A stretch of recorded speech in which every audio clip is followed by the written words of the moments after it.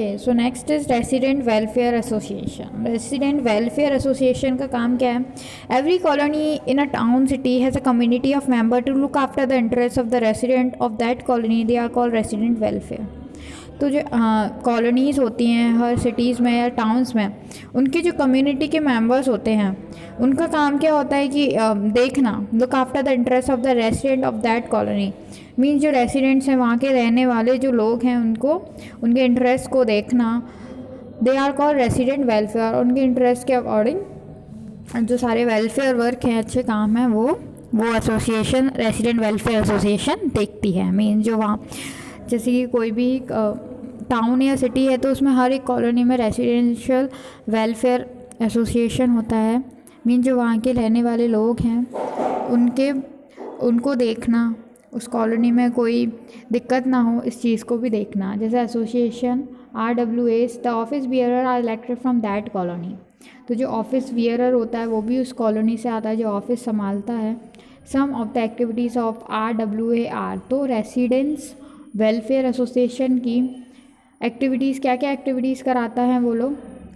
To promote the welfare and security of the resident, their families and their property. Promote करना welfare और security को, जो वहाँ के लोग हैं, उस कॉलोनी के लोग हैं, उनकी सिक्योरिटी को चेक करना कि वो लोग सही से रह रहे हैं, उन्हें कोई दिक्कत तो नहीं है।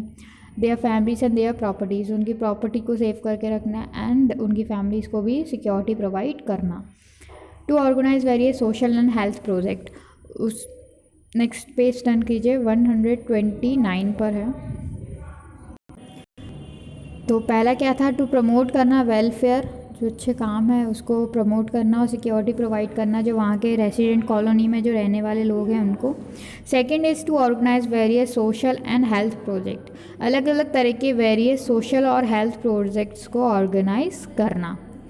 Third is to maintain the park of the colony, maintain करना क्या? पार्क्स को मेंटेन करना, कॉलोनी के जो पार्क हैं उनको मेंटेन कर रखना,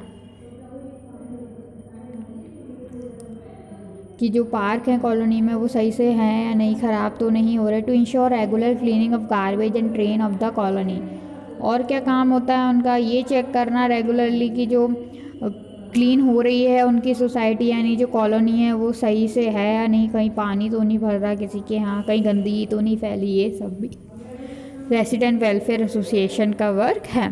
टू ऑर्गेनाइज सोशल फंक्शंस, मेलास, festivals etcetera and to celebrate festivals, organize करना सोशल फंक्शन जैसे कि मेला हो गया, मेलास जो होते हैं उनको ऑर्गेनाइज़ करना, जो भी फेस्टिवल है, फेटेस मीन्स होता है कोई भी फेस्टिवल है, कोई भी त्यौहार, उसको ऑर्गेनाइज़ करना और सेलिब्रेट करना। तो ये सारी कम्युनिटी का काम, ये सारे क्लब्स का काम होता है। कैसे एसोसिएशन जो रेसिडेंट हैं वहाँ के जो लोग हैं कॉलोनी के, उनको ये सारी एक्टिविटीज़ करवाती है और सर्विसेज प्रोवाइड करती है। नॉन गवर्नमेंट ऑर्गेनाइजेशन, हमने सुना है बहुत सारे NGOs होते हैं, जो NGO का फुल फॉर्म क्या होता है? नॉन गवर्नमेंट ऑर्गेनाइजेशन, एक ऐसे ऑर्गेनाइजेशन जो कि गवर्नमेंट के द्वारा नहीं चलाए जाते। India being a vast country with a huge population, India क्या है? एक वास्ट कंट्री, एक बड़ी कंट्री है जिसमें बहुत सारी पॉपुलेशन है। Has many and different kinds of need, जिसकी जो पॉपुलेशन है, ह्यूज पॉपुलेशन है, उसकी अलग अलग तरीके की और बहुत तरीके की नीड होती है। It is difficult for the government to meet all their needs, तो गवर्नमेंट के लिए ये चीज़ मुश्किल हो जाती है कि सबकी ज़रूरतों को वो पूरा करें। Therefore, some responsible, willing, motivated citizens are allowed by the government to set up welfare organization. तो जो समाज है हमारा, उसमें जो लोग रहने वाले हैं उसमें से कुछ ऐसे रिस्पॉन्सिबल, विलिंग मीन्स काम करने वाले, जो मोटिवेटेड लोग होते हैं, उनको गवर्नमेंट अलाउ करती है कि वो अपना एक वेलफेयर ऑर्गेनाइजेशन मीन्स जो लोगों को सर्विसेज प्रोवाइड करे, लोगों की देखभाल करे, इस तरीके का सेटअप वो वेलफेयर ऑर्गेनाइजेशन को गवर्नमेंट अलाउ करती है खोलने के लिए। तो उनको क्या बोलते हैं हम? NGOs बोलते हैं। These organisations are called non government organisation, ये सारे ऑर्गेनाइजेशंस कौन से होते हैं? जो नॉन गवर्नमेंट ऑर्गेनाइजेशन हम उनको बोलते हैं। मीन इनको गवर्नमेंट रन नहीं करती, लेकिन कुछ ऐसे लोग होते हैं हमारी सोसाइटी में जो बहुत ज़्यादा लोगों की मदद करना चाहते हैं, उनको परमिट करती है कि वो अपना एक क्लब, अपनी एक वेलफेयर ऑर्गेनाइजेशन को ओपन करें। An NGO is any non not for profit charitable citizen group. NGO क्या होता है? Not for profit. एनजीओ का मतलब है कि प्रॉफिट नहीं कमाए। प्रॉफिट मीन्स जैसे कि ये पैसों के लिए नहीं होता, ये सिर्फ लोगों को सर्विस प्रोवाइड करने के लिए होते हैं ये क्लब्स, ये ऑर्गेनाइजेशन। चैरिटेबल सिटीजन ग्रुप है मीन्स लोग चैरिटी देते हैं, मीन्स जो लोग डोनेशन देते हैं उनसे ये क्लब ऑर्गेनाइज किया जाता है। Organise on local, national, global level. 3 तरह से ये जो क्लब्स हैं या फिर जो ये ऑर्गेनाइजेशन है वो कैसे ऑर्गेनाइज की जाती है? लोकल लेवल मीन जैसे ग्वालियर में ही कुछ एनजीओज बने हुए हैं नेशनल लेवल, स्टेट वाइज जैसे एमपी, पूरे होल एमपी में कोई क्लब्स हैं, या फिर ग्लोबल लेवल मीन्स पूरे ऑल ओवर इंडिया भी जो क्लब हैं उस तरीके से इन क्लब्स को चलाया जाता है। They are task oriented like minded citizen who work for the social and economic welfare of the poor as well as backward classes.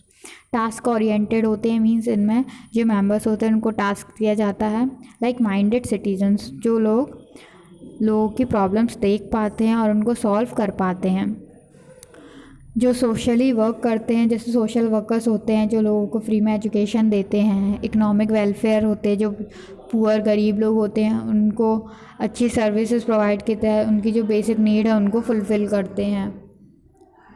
As well as backward classes, जो बैकवर्ड क्लासेस होती हैं जैसे कि पिछड़े लोग होते हैं उनको भी ये सपोर्ट करते हैं। Most NGOs work on education, health, environment, rural और अर्बन डेवलपमेंट।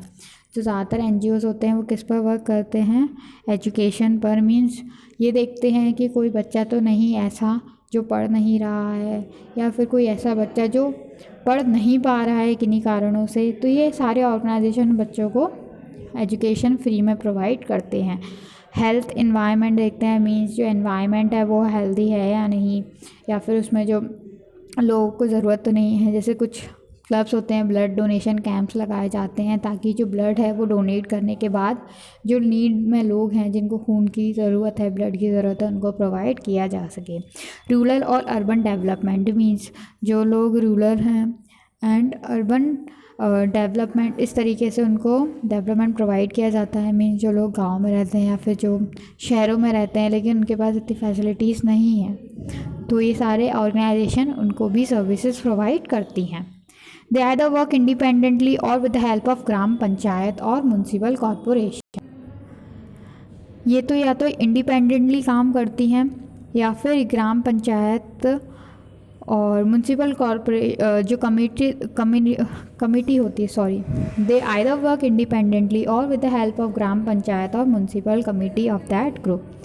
या तो ये अकेले काम करते हैं ये एसोसिएशन, या फिर ग्राम पंचायत जो होती है गांव में जो पंचायत होती है, या फिर जो म्यूनसिपल कमेटी होती है उनकी हेल्प लेकर ये सारे जो ग्रुप्स हैं वो काम करते हैं। They get their fund money from the government और फ्रॉम प्राइवेट कंपनीज। उनको पैसा कहाँ से मिलता है? या तो गवर्नमेंट से मिलता है या फिर प्राइवेट कंपनीज से मिलता है। एज डोनेशंस और स्पॉन्सरशिप, डोनेशन के रूप में या फिर स्पॉन्सरशिप के रूप में उनको डोनेशन प्रोवाइड करते हैं। जो लोग हैं डोनेशन देते हैं, चंदा देते हैं, सुना है हमने। Some of the well known NGOs are Indian Red Cross Society. तो जाने माने एनजीओज कौन कौन से? जैसे इंडियन रेड क्रॉस सोसाइटी है वो एक जाना माना एनजीओ है। Cry, child relief and you, इस तरीके से जो हैं एनजीओज चलते हैं। And HelpAge India for the, next page turn कीजिए। हेल्पेज इंडिया जो पुअर जो एजेड लोग होते हैं, जो बूढ़े लोग होते हैं, हेल्पेज इंडिया उनकी मदद करता है। चाइल्ड राइट एंड यू बच्चों की मदद करता है। WWF किसकी मदद करता है? जो एनिमल्स होते हैं उनके लिए होती है ये association. Red Cross society means जो ब्लड डोनेट करते हैं उनके लिए होती है। नेक्स्ट पेज समझिए, पेज नंबर 130। एल्डरली प्रयास for the unprivileged and world wild life fund for nature. प्रयास जो कि अनप्रिविलेज्ड होते हैं उनकी मदद करते हैं।